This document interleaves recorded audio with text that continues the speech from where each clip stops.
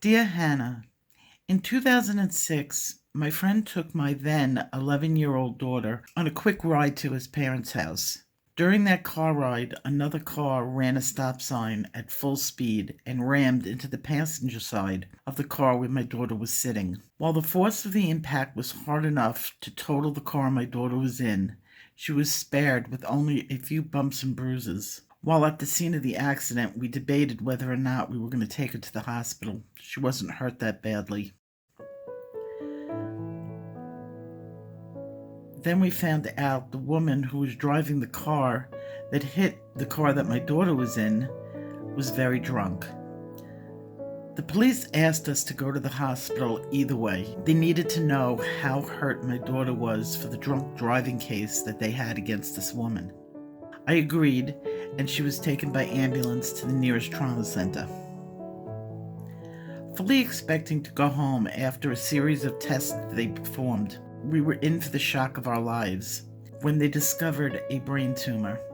Our world spun upside down, much like yours. She had no symptoms. She was a little girl living an active life. The devastation we felt that day will haunt us forever.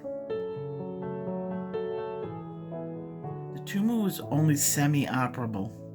It was located in a place where access to it would mean certain brain damage for life, with other long-term effects and even possibility of death. We opted for a partial removal, which was possible, 15 months of chemotherapy, and then a never-ending series of brain surgeries to keep the tumor trimmed back. Fortunately, while the tumor was cancer, it was a cell type that rarely spread. It was also a very rare cell type. The danger lies in it getting larger and crushing other important structures in her brain. She will have this brain tumor for the rest of her life.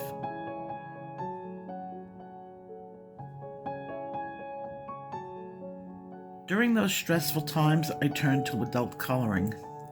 I had always loved art, but needed a distraction now more than ever. You and your books were there for me.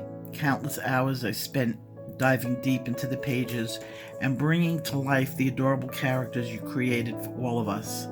Your books are always high quality and fun. They are among my favorite, and when I see them, I'm reminded of how you helped me through those rough experiences. I thank you for your talent and your giving spirit. We will be there for you, like you were there for so many of us. As for Nicole, she fought hard. She graduated high school and lettered in track, even though she was on chemotherapy at the time. She's been an inspiration to all of us. She's graduated from college, and even though it took her 6 years instead of the normal 4, she still did it. Today, nothing stops her.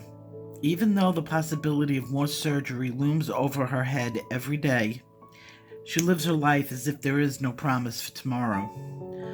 Mostly because she learned from a very young age, there is no promise. She's here today. I hope she can inspire you and know, yes, you can beat this too. Here she is today.